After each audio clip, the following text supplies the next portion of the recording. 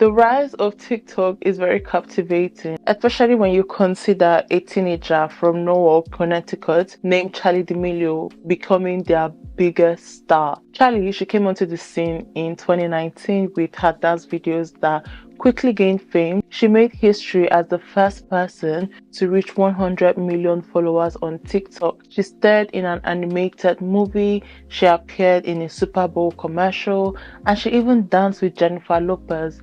Dunkin' Donuts created a drink named after her, and she launched her makeup line. She also published a best-selling book. Charlie's success also brought in her family into the limelight. Her sister Dixie and her parents Marc and Heidi saw this as an opportunity to build their own brand. They moved from their quiet life in Connecticut to Los Angeles to just take advantage of Charlie's popularity. The D'Amelio family, they launched their own reality show on Hulu. They started a podcast and they even created a venture capital firm. Marc, on the other hand, transitioned from being a sportswear salesman and an unsuccessful candidate for the Connecticut State Senate to becoming the business strategist for the family. He secured deals with major brands like Amazon, Hollister, Prada, helping turn their family's social media fame into a profitable business model. They reportedly earned around $70 million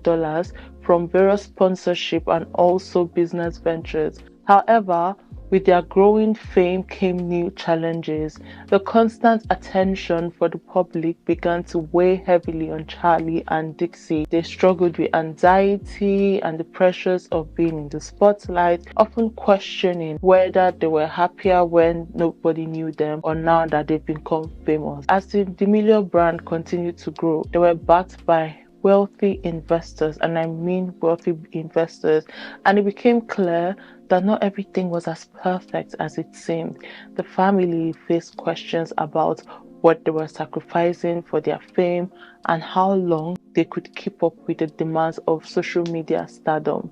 This is the rise and the fall of the D'Amelio family.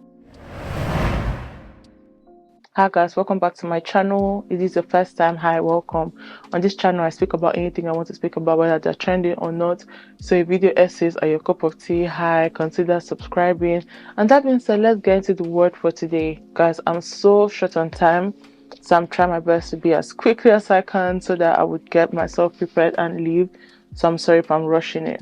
So the word of today says, your scars are not signs of weakness, but reminders of your battle won. Your scars are not signs of weakness, but reminders of your battle won. And this is from my journal, the Manifest Your Vision journal. And that being said, let's get straight into this video. Around 2 months ago, I was watching Selling Sunset, and while watching this, I'd seen the D'Amelio family, and I was inclined to research more about this because I've not really been like a huge fan. I don't think they were as popular in the UK as they were in America. So I was like, you know what, let me go down into this family because I don't think I've seen anybody really speak about them. And I realized that they have been declining in popularity. So I decided to do my research, and boy oh boy, I have a lot to talk about today. So let's start with the rise of Charlie D'Amelio. Charlie's rise to fame on TikTok is an inspiring story of unexpected success. Born in 2004 in Connecticut, she started dancing at just 3 years old and spent over a decade competing in various dance challenges. This experience would later play a crucial role in her TikTok career. Before she became a TikTok star, she lived a typical teenage life. She balanced school, dance, homework, and sleep, and this made her very relatable to many followers. She created her TikTok account in May 2019, and her first viral video came in July when she did a dance duet. And after that video, her followers skyrocketed from just 7 to 2,000 in one day. As her fame grew rapidly, Charlie's family recognized the need for professional help, and they hired an agency to manage her career. Her popularity stemmed from her impressive dance skills and her authentic personality. Many of her early videos were shot in her bedroom, and this gave viewers a sense of closeness and realness. She gained even more attention when she performed the renegade dance. Although she was initially miscredited with creating the dance, she later made sure to acknowledge the original creator, which I'm going to speak about later on in this video. During this time, TikTok's dance challenges, they became hugely popular. Dance challenges were so popular around this time, and Charlie, she stood out by consistently posting multiple videos showcasing different dance styles and also different trends. Interestingly, due to this fame, Charlie, she expanded to YouTube, where her first video was about a charity meet and greet event. Today, she has over 9 million subscribers on her channel. So during the early rise of Charlie, she had this dance talent that was being combined with her down-to-earth personality, and she came across as a relatable teenager who just happened to be an exceptional dancer, making her videos both inspiring and accessible to her audience. So now, this is where Dixie come in. Let's focus on Dixie. So while Charlie's rapid rise on TikTok marked the beginning of the D'Amelio's family journey into social media stardom, Dixie soon became part of the story as well. At first, Dixie was more interested in sports and music, and she didn't think too much of TikTok. She saw TikTok as just another social media platform, but she did not realize the potential that TikTok had. However, after seeing Charlie's quick success, she decided to change her mind. Dixie was a viewer, like hardcore, but nobody would admit to actually liking it or being on it. That's what it was at the time. And so Dixie's like, yeah, I'll get on there if you ever hit 1 million followers. And let's see, she blew up July of 2019, I think it was. And she hit 1 million in October, end of October. And so... And this is where the rest of the family enters the chat. Dixie's entrance to TikTok was not really exactly easy as Charlie, and when she began posting, she used to post dance videos with Charlie, and this created some criticism because some people were like, you're not dancing like your sister, you're the worst dancer, and people also criticized her for relying on her sister's fame. One thing I realized when researching this family was that they got criticized a lot for a lot of things, and even as a commentary channel, I'm like, can you guys let these children breathe? Honestly, can you guys let them breathe? Because I'm going to tell you everything they were criticized for. First of all, they claimed that she didn't have the same natural dancing skills that Charlie had, and it was because of Charlie that she became popular. Despite these challenges, Dixie, she pushed through and she eventually found her own voice, because this was when she started showcasing her musical talent and her personality. To me, I've never really been a fan of them, or like being like, oh, let me check their channels or their videos today, because again, I don't think they were even so popular in the UK. I don't think so. Maybe they were more popular in America that I hardly heard of them. But it seemed like Americans really loved them, especially people who were younger or like teenagers. So as Dixie and Charlie gained fame, Marc and Heidi D'Amelio, which is Charlie and Dixie's parents, so Marc is the dad and Hailey is the mom, they decided to join TikTok too. Initially, they were hesitant, but they eventually created their own account, and some people were skeptical about their popularity because they thought that it was only because of their daughters that they decided to join TikTok, which of course I know, and of course that's true. However, Marc and Heidi's presence just helped their family dynamic, which many people found relatable. Basically, the mom used to put like fashion content, get ready with me, not really get ready with me, like more homely content, and their dad just did like behind the scenes of the family. But obviously we know what Charlie and Dixie was doing, just normal teenage TikTok content, but they had so many followers and so many people who were supporting them. But one thing about Marc, he said in so many podcasts that he has always emphasized personal branding to his daughters, and with his background in business and marketing, he became heavily involved in managing their careers as influencers.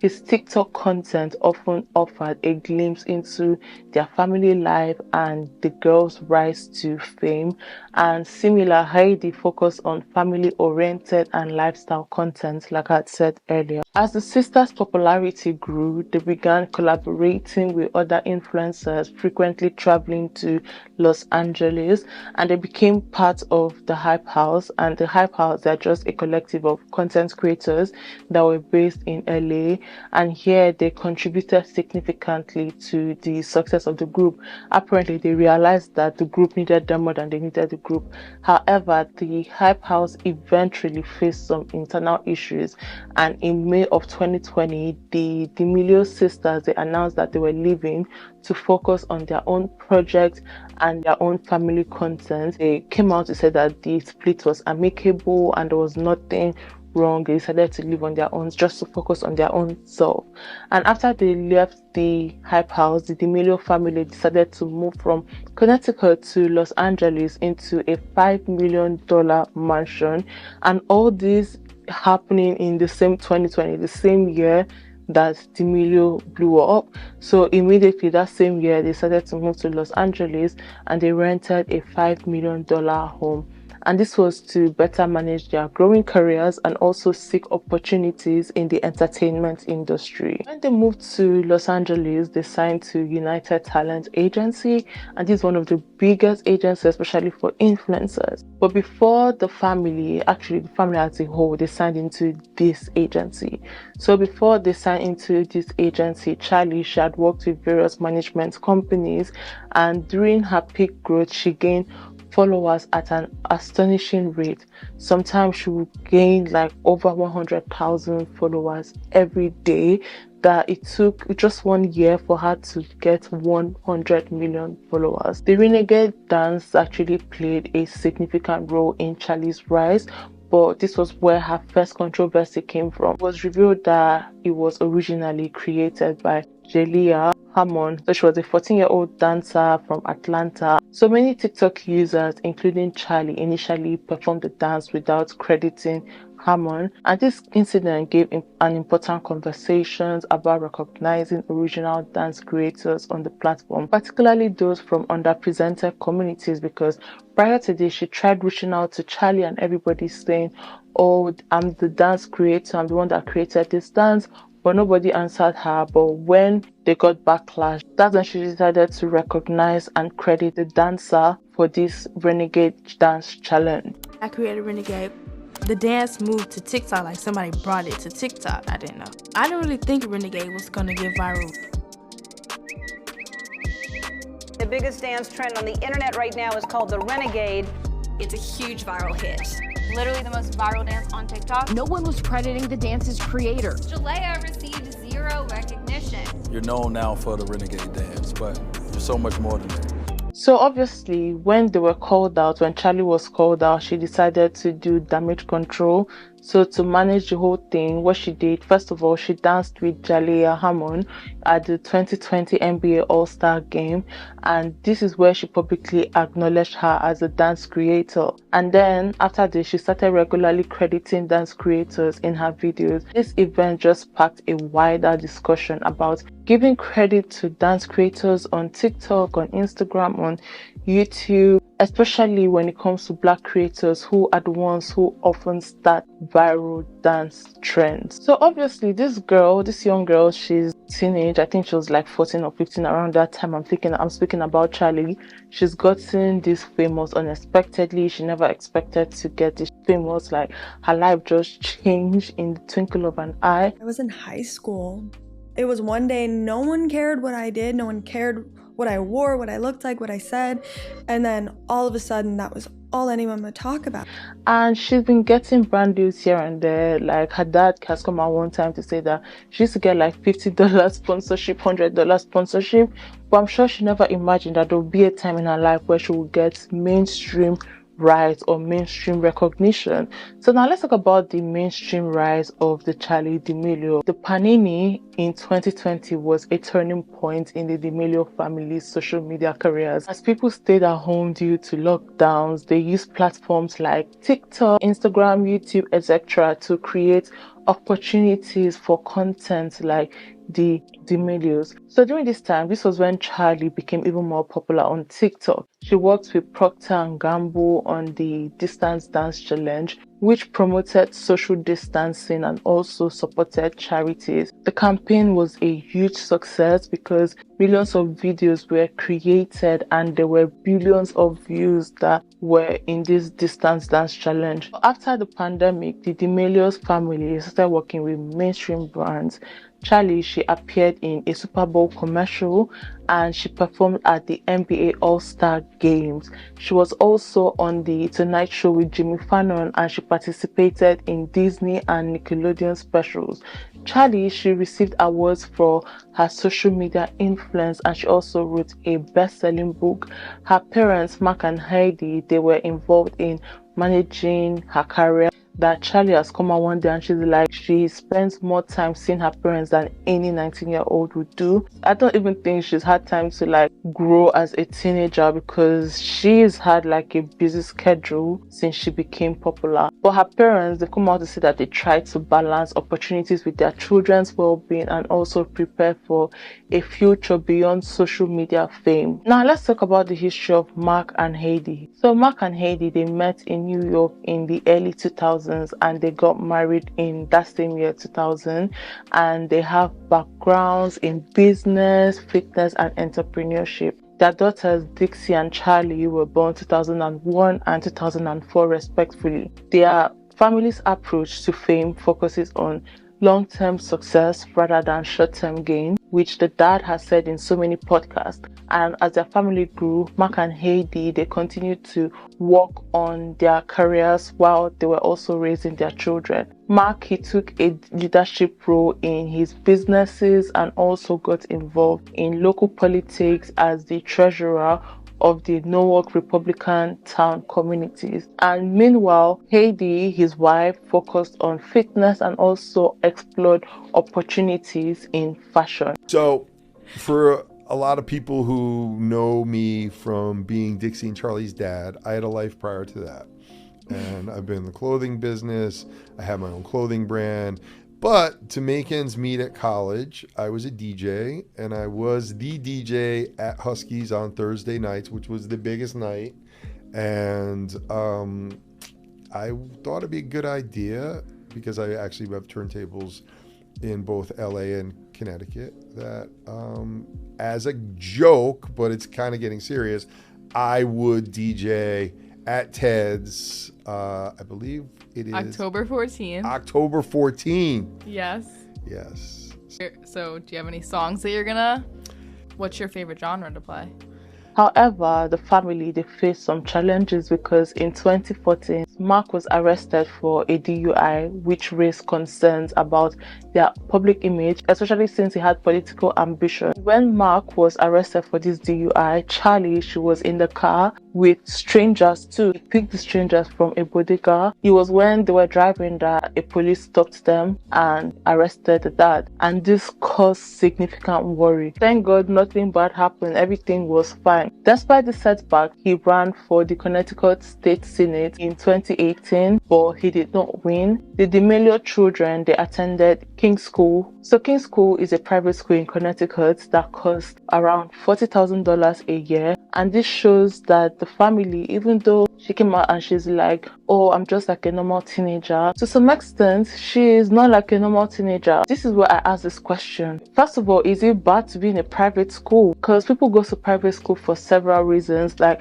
I personally, I've been in private school all my life, except when I was doing my master's. So for my primary, secondary, university, I was in private school. And I've noticed that in this country or in America, being a private school, you're not taken seriously, but there are so many factors why parents choose to put their children in private school. And it does not mean that because you're from a well-to-do family, that means that you're out of touch with reality. Again, it depends on your upbringing. Growing up, we had people who helped around in the house, but it did not mean that we had to sit down and be lazy.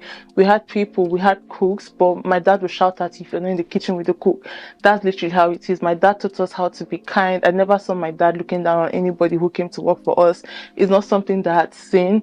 So that's what I'm saying. It does not mean that because you're from a rich family, you're already out of touch with reality. Yeah, there's some things you may not relate to physically, but like if your parents take out the time to teach you and know that this is your place in the world and there are other people that look up to the place you're in, that creates a more empathetic part of you. That does not mean that you're out of touch with reality. Does that make sense? Hopefully that makes sense, because that's why in my last video when I spoke about Diddy, and if you've not watched my Diddy video, please go and watch it. When I spoke about Diddy, I was like, what can we normalize people who came from something and are still something? Because it seems like if you don't have a sub story, you're not taken serious. Anyways, we've spoken about how the dad went for Senate, but he did not win, and that was in 2018. But everything changed in 2019 when his daughter became very famous on TikTok, and also in 2020 because this was the peak of the family's fame. Charlie, she quickly became one of the most followed creators on TikTok especially. And the rapid rise to fame just led to concerns about whether the girls were working too much and too quickly, which we'll get to very, very soon. The family, they faced scrutiny over how they were managing their daughter's sudden celebrity status and its potential impact on their education and personal growth. Because let's not forget that these were just children at that time. And obviously, this is something very new to them. And their dad and their mom seeing the potential that their children has would have made these people work so hard. People came out, they criticized the D'Amelio family, and they said that they might be out of touch with ordinary families due to their wealth and the girls' swift rise to fame. Even if they were out of touch, that does not mean that because you're rich, you're out of touch. Again, your parents can teach you to realize that you can be in tune with what's going on around you, what's going on in the world around you. Does that make sense? Anyways, their move from Connecticut to Los Angeles for entertainment opportunities also added to this perspective. And I've noticed if a content creator lives where they are in and they go to Los Angeles, I always check comment section and people will be like, oh, they've bought you too, they've captured you too. Again, it depends on the individual. It doesn't mean that if you've gone to Los Angeles, automatically you're a diva or something. There are people that are very, very conscious. There are people that are very, very self-aware, and they are going for opportunity purposes. Most necessarily, they're not going because they want to feel among or think that they are above every other person. I'm not saying that this is how it is for the D'Amelios, but I'm just saying in general, that's one thing that I have noticed. Not everybody that has moved to Atlanta or Los Angeles are going to all of a sudden be like, I'm better than the next person. I just thought I should just put it out there because it's something that I have noticed. And I'm like, there are people who are very, very self-aware. Not everybody is one-dimensional. People think outside the box. There are people that just has a different way of thinking. Judging everybody as the same is kind of sus. But anyways, so now that brings us to oversaturation and out-of-touch complaints. In October 2020, Charlie and Dixie, they launched their podcast called Two Chicks. And they launched this podcast to give fans a more personal look into their lives. However, it received criticism for lacking depth and substance. Yeah. I feel like a lot has happened in the past week since we last filmed. Yes. Let's start off with... Recorded. Let's start off with something in particular that I just think is hilarious. I already know what it's gonna be. We've obviously had some people be mad at us in the past. Really? Mostly, for the most part, for stupid reasons, like snails, dino nuggets, whatever. But I think that the thing people were mad at Charlie for is probably one of the dumbest things I've ever heard. And that is for her squishmallows, whatever. So I'm going to explain the story to you because I want the Squishmallow fandom to see where I'm coming from. And as the sisters became more famous, their parents decided to step into the spotlight by launching their own podcast called the D'Amelio Family Podcast. This was in May 2021. Some saw this as an attempt to capitalize on their daughter's success, which I'm not gonna lie, it was. And the constant flow of content from the D'Amelio family, especially on their TikTok, YouTube, podcast, collaboration, etc., it began to overwhelm some people, and many people just felt bombarded by the D'Amelio's related content. I know we all remember the Addison Rae, Charli D'Amelio days, and recently as a social media manager, I've been thinking a lot about why they didn't stay as relevant as they potentially could have. Both of them have millions and millions and millions of followers, yet I don't feel like they've been able to create that legacy brand. I think that there are a couple of reasons why. They got the kind of overnight fame that most people dream of, and yet I don't think that they knew what to do with it. And so right when they started to be able to make money, they completely oversaturated their pages with ads. It's something that they still do till this day. Like if you go to their pages right now, every other post is an ad. There was a time where I would get on TikTok and all I saw was Addison Rae and American Eagle. I just don't believe that she wears American Eagle. As a social media manager working on the back end of brand deals, I completely understand why you would want to say yes to every brand deal that comes your way, especially if you're trying to get your bag. But this is where brand integrity comes into play. The brand deals that someone of the caliber of Addison and Charli say yes to should completely align with their brands. It should feel so organic to their daily content. It shouldn't feel like it's sticking out like a sore thumb. We're at a point where audience members are just way too smart to be sold something that they know that the person is not actually using. Just after analyzing a few of the brand deals that they've done, it's just unfortunate that that's how it feels and comes across when you go to their pages. Number 2 is that they only give surface level content. I'm gonna use Alex Earl here just because she's a really good example of not giving just surface level content. Addison and Charli had the ultimate opportunity to use their platform to connect with their audience and to really just expose themselves and really be relatable. But I don't think that they ever actually evolved their content into anything. It feels like they're still trying to make the same thing work, and if anything, they're just trying to like piggyback off of other people who are famous to kind of stay in the scene and stay relevant. Number 3, and this one irks me, is that they didn't always give creators the proper credit. So instead of spotlighting creators who made up the trend or made up the dance, they just completely failed to do so in a lot of different videos of theirs. I know they got a lot of backlash for this and a lot of people lost respect for them, and you know, that's something that they had to deal with. Come on, like the least you can do is just credit the person who created the dance or the trend. In 2020, Dixie, she acted in a series called The Attaway General. This was in 2020, and this show faced criticism. First of all, they casted all TikTok influencers, or almost all TikTok. Hi guys, so this is Joe from the future. So basically, I don't know what happened. I lost the whole footage, and I'm just coming from somewhere and I was like, I need to re-record. So that's why I'm in a different attire. And yeah, so let's just do the parts that I missed. Dixie tried acting in a series called Attaway General in 2020, but she faced criticism for being cast mainly because of her social media following rather than her acting skills. The show received mixed reviews, with many people pointing out that it was an amateur acting. The producer of this show pushed almost every TikTok influencer, and these people did not have enough acting skills. So the show was just like an amateur version of Grey's Anatomy. So basically, this show got so much criticism. Charli, she also ventured into voice acting for an animated film called Stardog and Turbocat in 2020. However, her performance received lukewarm feedback because people were like that she was only chosen because of her fame and she does not have a talent as a voice actor. In 2020, the sisters, they launched a makeup line with Morphe, and the name of this makeup line was called Morphe 2. The announcement received mixed reactions because some people were excited while other people just criticized the sisters for entering into the beauty industry without having that much experience in makeup. Because if you think about it, most of the people that Morphe collaborates with, they're either beauty influencers or beauty makeup people. So again, this one thing I was telling someone, was it like 2 months ago, I got an email from Morphe saying that another company has bought their beauty brand. Why Morphe, in my own opinion, has not succeeded as they should is because they relied so much on influencer marketing, and that's something I want to speak about one day. And if you think about it, most of the influencers that market for them, they are nowhere to be found. As they go down, Murphy goes down too, from James Charles, Jeffree Star, Jacqueline Hill, now the D'Amelio sisters. So obviously, as they lose their relevance, that's how Murphy loses their relevance. Meanwhile, companies that have gone from the ground up without using heavily on influencers, they still have some leg in the beauty industry. But like a company like Murphy that relied more on influencer marketing, as these influencers are going down,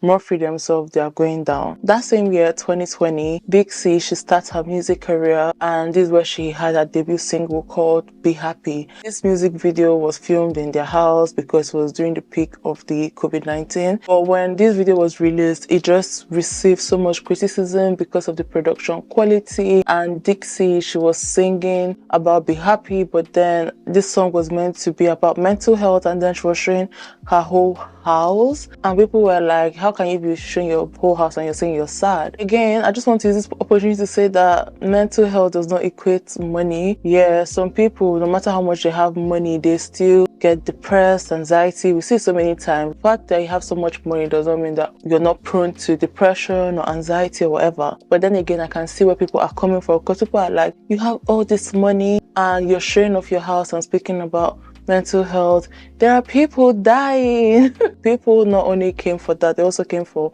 her singing ability. So many people viewed it as a project that relied more because of her TikTok fame than her just being a serious musical talent. As they gained fame, both sisters, they often spoke about the pressures of being celebrities, even though they both enjoyed a lot of wealth and privilege. And this feeling can be linked to the hedonic treadmill. So the hedonic treadmill is where people quickly adapt to positive changes, and then after that, they just return to their usual level of happiness. Dixie, on the other hand, she tried to establish her own sense of identity separate from her sister Charlie, especially through her music. And this was when she signed with Hitco Entertainment in 2020.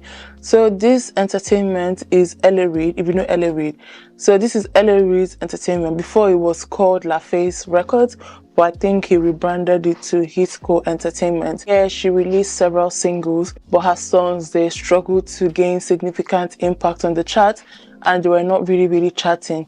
Critics, they said that her opportunities came because of her social media fame rather than her musical talent. That's why she was able to sign immediately and everything. Some of the criticisms that they received are warranted, but some, I'm like, you guys, take a chill pill. So many fans felt that the D'Amelio sisters, they seemed out of touch with everyday life, and their attempt to monetize every aspect of their fame through podcasts, through beauty products, through music, just led to feelings of oversaturation that threatened the authenticity that initially made them popular. How did the D'Amelios screw up a $32 million empire? The D'Amelios had every single chance to build $1 billion empire, but they missed the mark. Instead, parents decided that they wanted to be the new Kardashian. And what are the Kardashians known for doing? Creating random businesses. So what happened next was the D'Amelios created a whole list of unimpressive brands and businesses, from ring lights to a clothing company. Oh, and it gets a whole lot worse. In the span of only 3 years, they created a makeup line, they created a fragrance line, they did a promotion with Dunkin' Donuts, don't understand that. They created a nail polish collection, all within brand, but then they created a mattress company, a footwear brand, and even a popcorn brand. Like, what? And they were launching these businesses back to back to back to back, like not even taking a breath. Now, I'm gonna guess that you probably didn't know most of these brands existed, and to be honest, neither did I. Most of these brands don't exist now. They're gone. They're failed ventures, because the D'Amelios moved at such a speed to launch all these random businesses following the initial blow up that they had, but they didn't build these businesses with care. They just created anything and everything, and that's how they bungled it. But which one of these products do you like the most? Also, follow me for more business failures just like this. One major controversy occurred during an episode of their YouTube series called Dinner with the D'Amelios, and in November 2020, Dixie was criticized for her reaction to a snail dish prepared by their chef, and this was where many viewers just found very disrespectful. And this incident caused Dixie to lose around 100,000 followers on TikTok. Because a lot of people don't, but unfortunately that's how a lot of influencers... What is everyone laughing at? What is this? Oh my god. It's a mushroom. No, it's not. That's a snail. Oh my god. It is a snail. Oh! It's a snail. It's the kind of cool. It's classic. See? It sometimes happens when... Oh God. So dramatic. Don't be so dramatic. Excuse yourself. Is she being real? Or is she being dramatic? Oh, she actually threw up. Ew. Classic Dixie. Do we have any dino nuggets? In that same episode, Charlie, she mentioned that she wanted to reach 100 million followers like by the next week, and that's because she had 95. And the following week was going to be exactly 1 year since she reached 1 million followers. And then she was with James Charles, and James Charles was like, what happened to the 95 you have? Is it not enough for you or something like that? And she was like, yeah, but I just want to reach 100 million followers. Some people interpreted this as being ungrateful because she already has a huge following. And this comment made Charlie to lose nearly 1 million followers in just one day. I wish I had like 100 mil.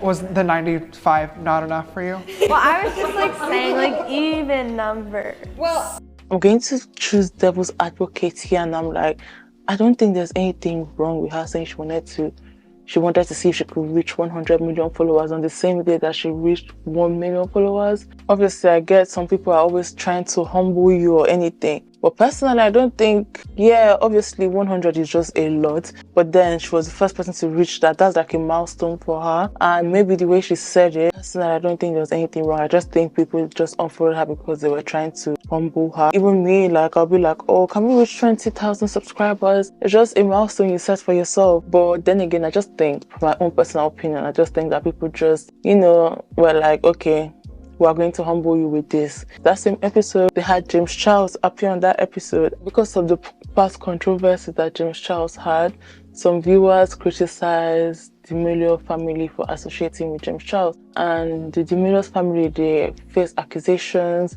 that Charlie and Dixie bought followers to increase their TikTok numbers, but they strongly denied. I mean, the dad came out and was like, this is against our value.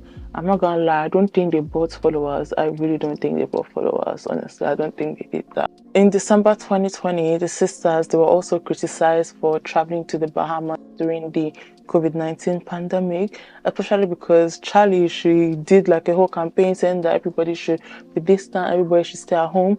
And then like, you came out, you did this whole campaign and everything, but you're traveling to the Bahamas at the height of the pandemic, and everybody was angry, as they should. Her dad came out and said, oh, that's not Charlie's fault, that's our fault, because again, she's just a child. She does what we tell her to do, and don't blame Charlie for that, blame us for that. Despite all these controversies, Charlie and Dixie, they landed so many brand deals. One of their most successful partnership was with Dunkin' Donuts, as I had said. Charlie even had a drink named after her, and this drink was the Charlie drink. Charlie drink was a cold brew with whole milk and caramel swirl, and it became so popular that it led to a 57% increase in app downloads and a 20% boost in sales for cold brew coffees. And these sisters, they also teamed up with Pura Vida bracelet, and this was to release a collection of jewelry, and they launched their own clothing line called the Social Tourist with Hollister.co. And while they were involved in designing the clothing, it's unclear how much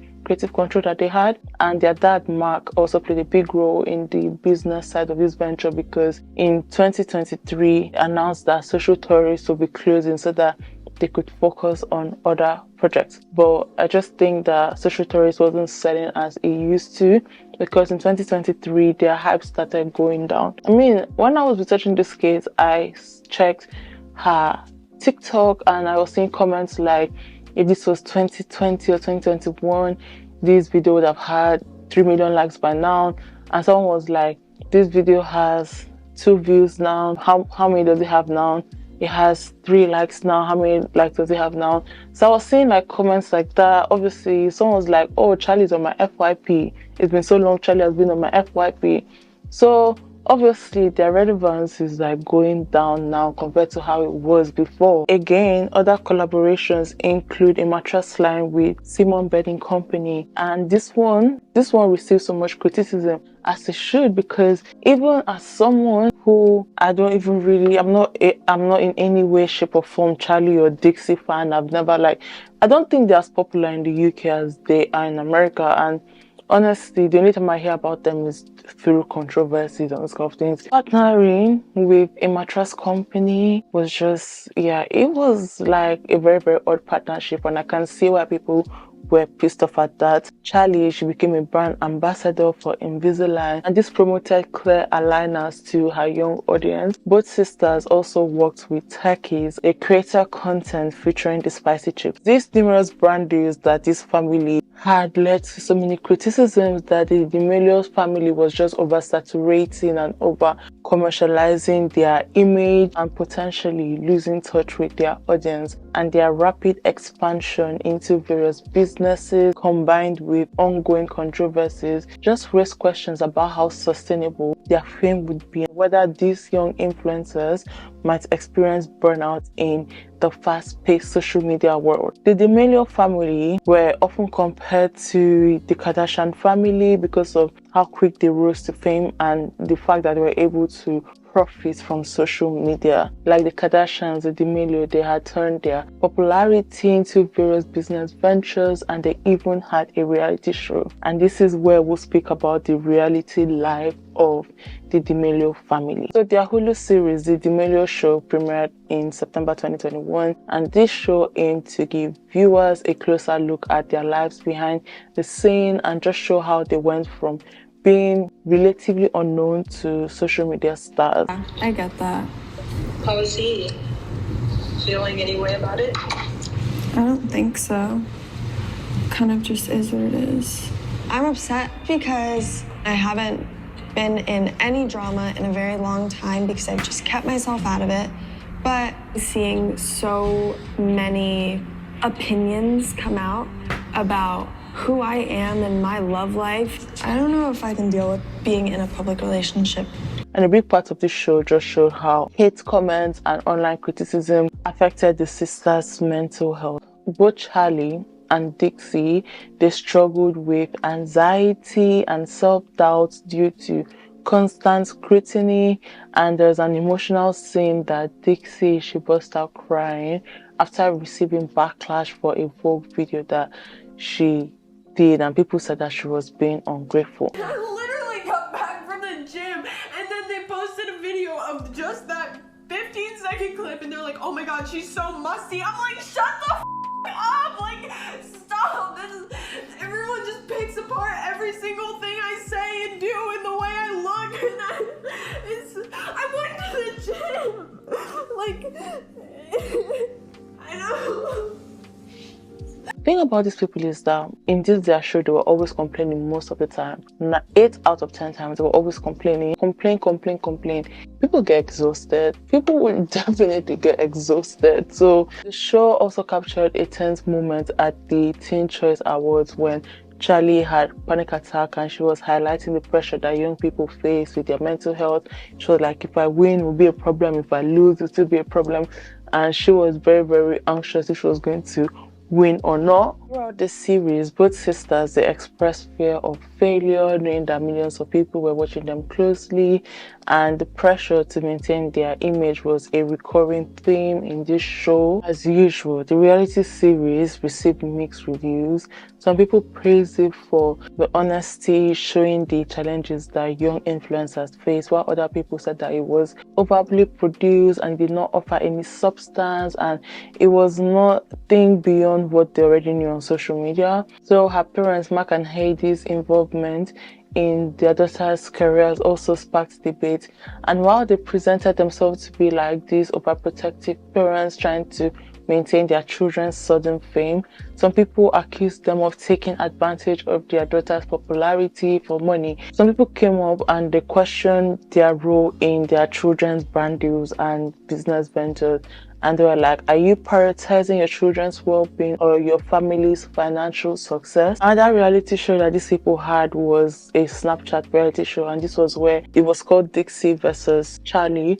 So basically, this is where the sisters would compete in various challenges, and the winner would get, was it up to $50,000 to a charity of choice? And Charlie won, and she got 30,000. Dixie was the next and she got 20,000. And although this show was popular with fans and people saw it as a way to just for the family to profit from the sisters' rivalry and also expand their brand across different social media platforms. I'm Charlie. And I'm Dixie.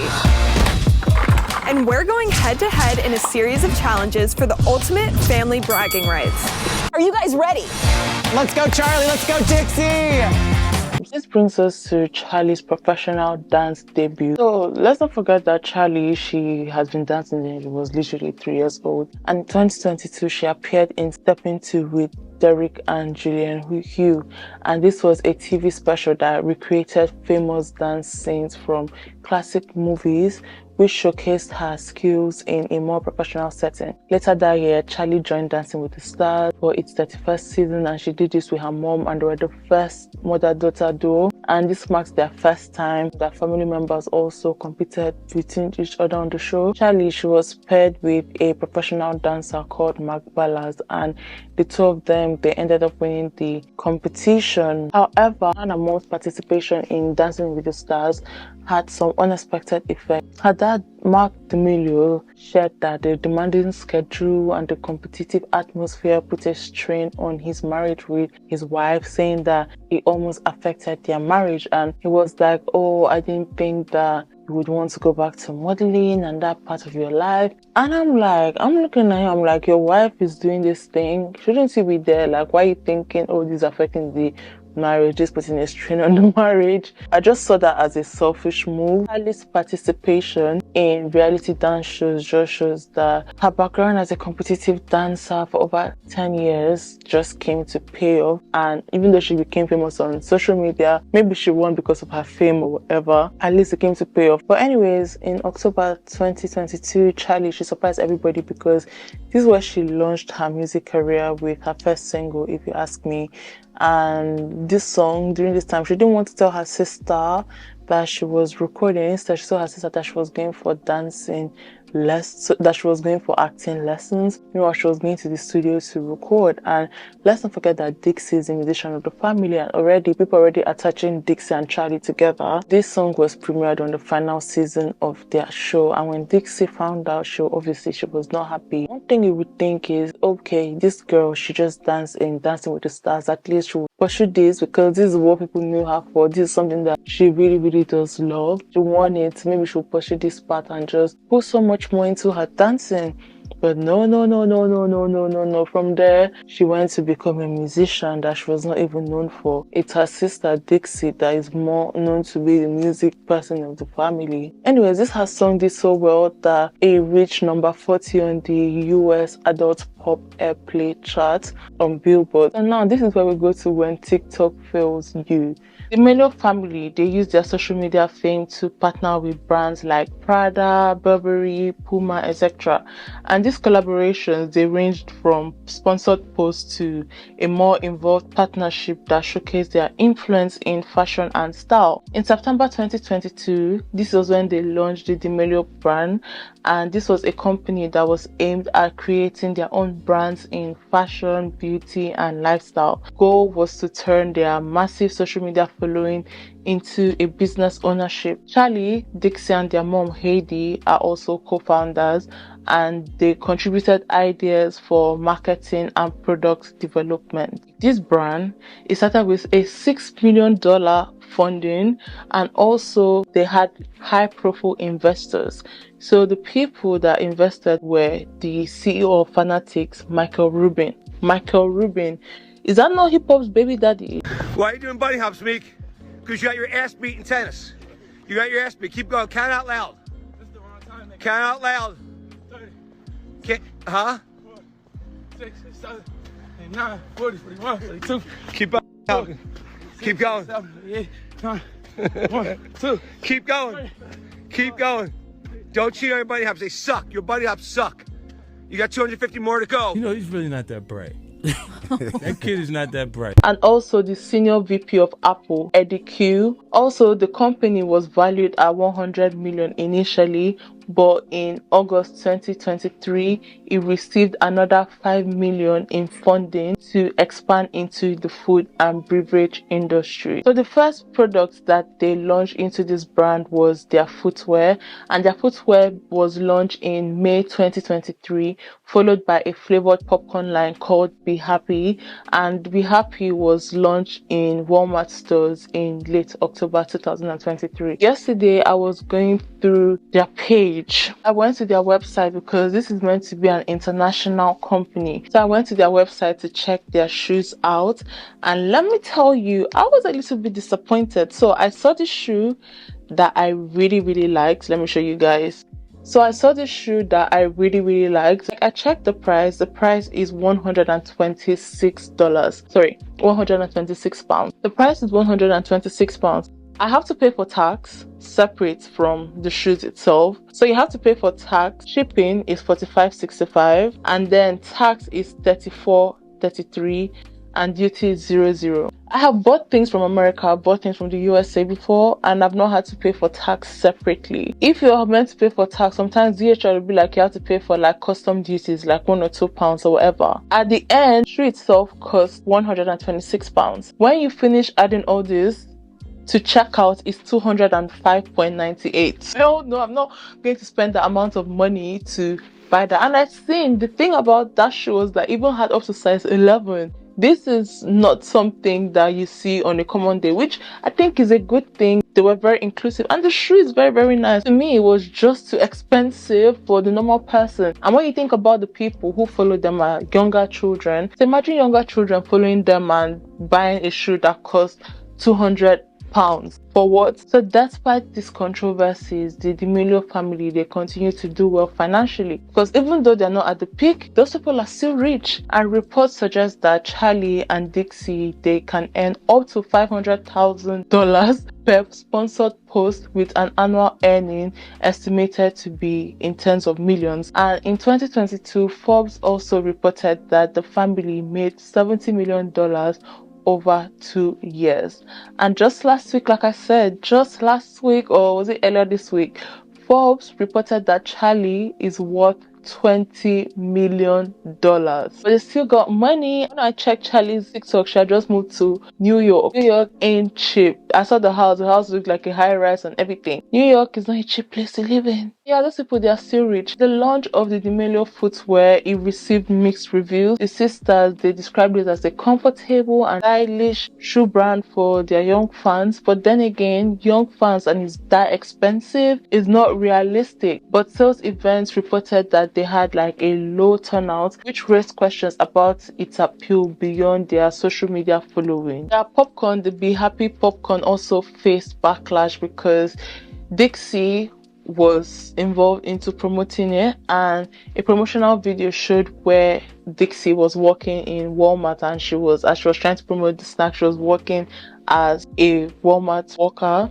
and people were like, that's very insensitive and out of touch, which it is, because these are their everyday jobs, but you're there working like that is your job, and then you would just take off the Walmart vest and go back to your $5 million mansion, while those people will still be there to work their asses off. Like, they got intense scrutiny, and the family had also trademarked Zits Alright. So they trademarked this because they want to create a possible skincare line. Dixie, she collaborated with My Muse, which is a drink line, partnered with them. And the packaging looks so nice. I've seen the packaging. Packaging looks so nice. Hi, my name is Dixie D'Amelio. Today we are brainstorming how to get rich quick. Trying to think of an idea right now. Influencing? Doing everything your little sister does. Beat pics. What should I sell you? Inspired soda. All right, now to make it. Make the soda? Yeah. Okay. Let's add some flexibility. Power. Charm. Magic. Need some flavor. Let's make it fruity. We have some lemon, kiwi, peaches. What's this? I don't know. It smells like dirt. Passion fruit. This is the best one. I think this is what we're gonna go with. Now it's time for the big reveal. It's so good. Wait, can I shotgun one? Yeah. Available now at Target. And both sisters, they've become ambassadors for Light Tricks. They are also entitled to both equity and they had like an upfront payment. The D'Amelios family, they also started a 25 million investment fund called the 444 Capital to invest in other new companies. So while this business moves just shows the family's big ambition, they also face a lot of challenges and criticism because people, they're very, very skeptical about whether they have the right skills and the intention to turn their internet fame into a lasting business success. Many people are worried that Charlie and Dixie might be exploited by their parents, Marc and Heidi, which I think so too, and we're getting to that soon.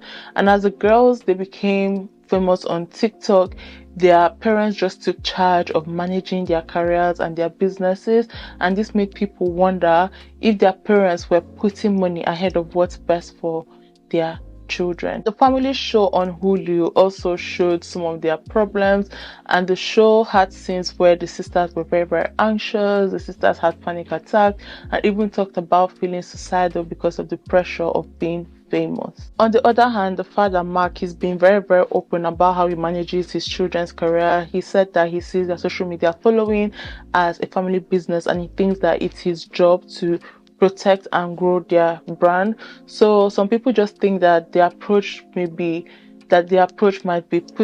making money ahead of Charlie and Dixie's mental health and well-being, which I can see where people are coming from, and I agree with that. And there's been times where the sisters have said they wanted to take a break from public life and from work, but the family just keeps starting new businesses like the D'Amelio brands, which makes people wonder if they're really, really listening to what the family or what the girls are saying they want. And like they have like a whole schedule. Every single day they have like a manager that makes sure that they do what they're meant to do. Things are agreed upon without even consulting me or telling me exactly what's going about it. Let's just say I only talk about one person in therapy. I feel like it seems like I'm being bratty, but like it just adds so much extra stress. Like going into your driver's test, knowing that if you fail you could get sued, like what is that? Had my dad not told me about the legal issues, I would have had no idea how serious it was. And Greg is like, but it's a good deal. I'm like, that's not what I'm saying. I don't do the things for the money to do. Like, I want to have fun. And he makes my life so unfun.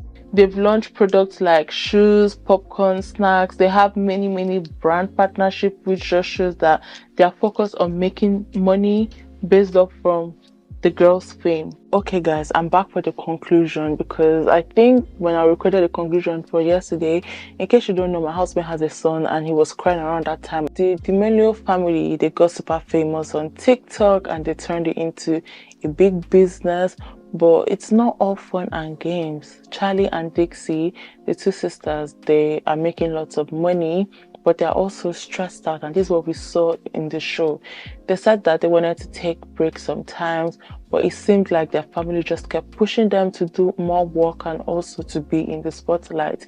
This is a problem that happens a lot when children get famous. It's very, very hard to tell when parents are just simply helping their kids use their talent and when they're also trying to make money off of them. We need to think about how to protect kids who have become famous online. Maybe we just need new rules like the ones that protect kid actors in movies and also in TV shows. And we should also make sure that these kids get help if they are feeling stressed or sad, and that their money is being saved for future purposes and when they grow up. Being so famous can also be very tough on kids. They got their fame literally overnight and they have to make videos all the time. They have to work with brands. They always have to look perfect, and this means that they don't get to be normal like other kids or do things that normal kids do. Charlie and Dixie, they have even had panic attacks because of all the pressure. Charlie, she's spoken about her having anxiety, and as someone who suffers from panic attacks and anxiety, it's not a good feeling to have. It's really not a good feeling to have. I used to have like 10 to 15 huge panic attacks a day. Like, that's how bad it was. I just made a joke. I was like, haha, his co-star did great, and they're gonna turn it and say, oh, she's so full of herself. You know how people say things about things they don't know. You know that. I'm obviously very, very thankful for everything that I have, but at the same time, it's like I have to deal with the fact that like people don't like who I am. I didn't think it would be like as I don't know.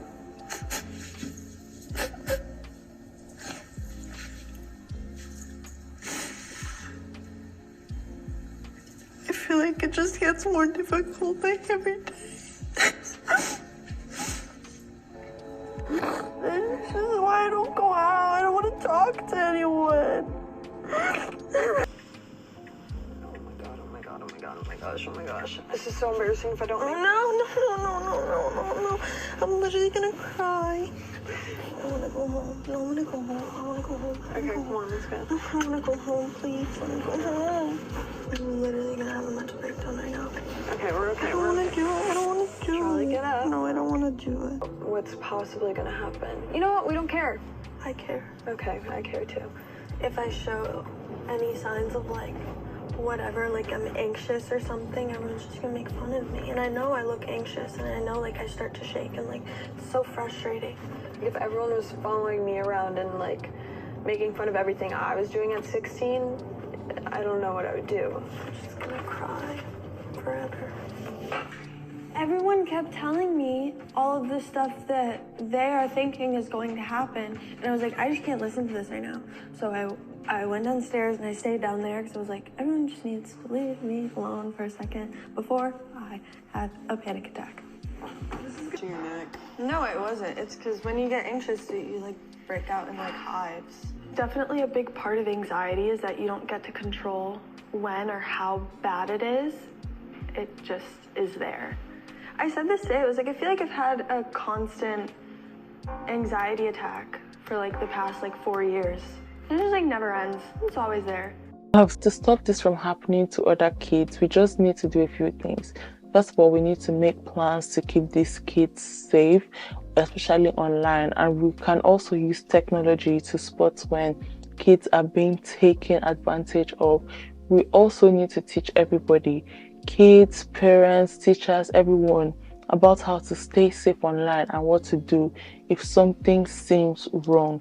Countries, they need to work together on this because the internet is being used all over the world. Even though the D'Amelio family, they have made so much money and they become really, really famous, their story just shows how hard it can be for kids to become so much famous so young. So as we try to figure out how to deal with these issues, we need to make sure that we're thinking about what's best for these children, for the kids, and not just what's making so much money or getting attention. And guys, that brings us to the end of our video. If you've reached the end, thank you so much for stopping by. You've seen two parts of me. Please kindly subscribe. Please. Thank you so much. I really do love and appreciate each and every one of you.